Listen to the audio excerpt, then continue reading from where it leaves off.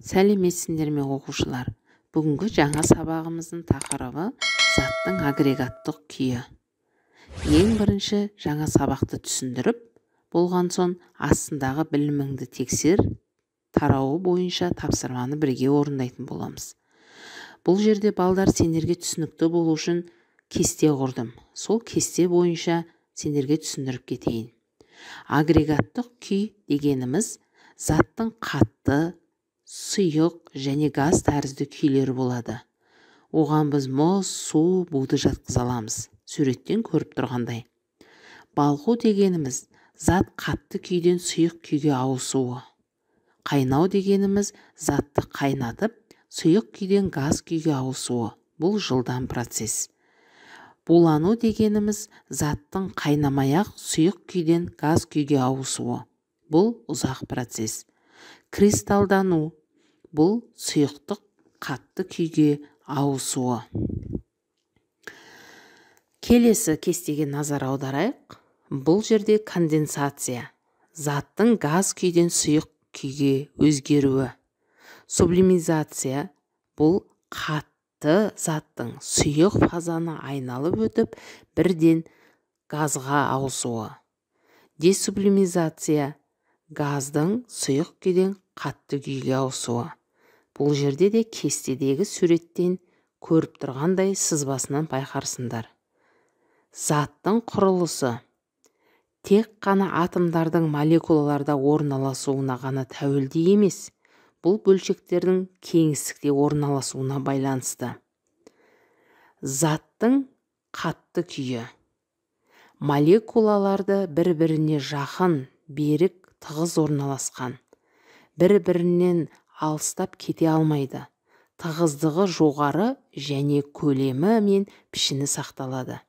Бұл жерде А суретінен көріп тұрсыңдар қатты молекулаларды. Заттың сұйық күйі молекулалары қозғалғыш болады. Көлемін сақтай алады. Бірақ пішінін сақтай алмайды. Сондықтан олар ағады және оңай құйылады. Сығу қиын. Ә суретінен байқап тұрғандай бұл сұйық молекулалар. Заттың газ тәрізді күйі. Молекулалар ара қашықтығы әлде қайда үлкен. Бір-біріне тартылмайды және еркін қозғалады. Жылдамдықтары өте жоғары. Кеңістікті түгел толтырады. Пішіні болмайды. Оңай сығылады. Бұл бізде Б суретіндегі газ тәрізді заттар. Заттар бір күйден екінші күйге өзгеру үшін температураны көтеру немесе түсіру керек. Кез келген заттың өзіне тән қайнау және балқу температурасы болады. Бұны кестеден көріп тұрғандай осы кестені пайдалануға болады. Плазма.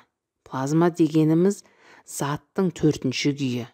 Мысалы, күн, жұлдыздар, тұмандықтар, жер атмосферасының жоғары қабаты, ионосфера, поляр, шұғыларсы, найзағай. Осылар жатады. Ал, балдар, бүгінгі сабағымыз түсінікті болса, біліміңді тексер, тапсырмаларын бірге орындайық. Заттың қандай агрегаттық күйлері болады? Демек, заттың қатты, газ, сұйық, плазма түрі болады.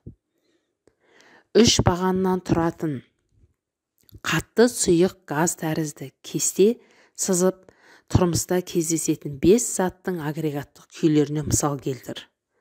Мысалы, жауабы қатты, темір, ағаш, сұйық, су, газ, су буы, пропан. Міне осыларды жатқызады екенбіз. Келесі үшінші тапсырмамызға қарайық. Судың жымыстағы температурасы 0 градус Цельсий. Егер оған осы температурадағы мұз кесегін салса, мұз ериді ме? Жауабы әрине иә, ериді. Төртінші тапсырма. Су 120 градус Цельсий температурада сұйық бола алады ма? Жауабы жоқ. Мұнай және мұнай өнімдерін сақтайтын резервуалдарда газ шығатын клапан болады. Резервуалдарда газ қайдан пайда болады? Жауабы мұнай өнімдерінен пайда болады. Мұнай әртүрлі қоспалардан тұрады. 6-шы тапсырма. Мына процестер қалай аталады? Жауаптары: кристалдау, конденсация, булану, конденсация. 7-ші тапсырма. 3-ші кестедегі берілген мәліметтерді ескеріп, мына заттардың агрегаттық күйлері қандай болатынын анықта. Демек, бұның жауабы газ, сұйық, қатты. Біздің келесі 8-ші тапсырмамыз көлемі 400 мг суды өлшеп қыздырады. Процесс нәтижелерінде кестеде көрсетілген. Осы кестеге қарап тапсырманы орындаймыз. Жауабы: 5 минуттан кейін судың температурасы 76,5 градус Цельсий болады. 7 минуттан кейін судың температурасы 89,5 градус Цельсий болады. Егер 20 минуттан кейін қыздырса, судың температурасы 100 градус Цельсий болады.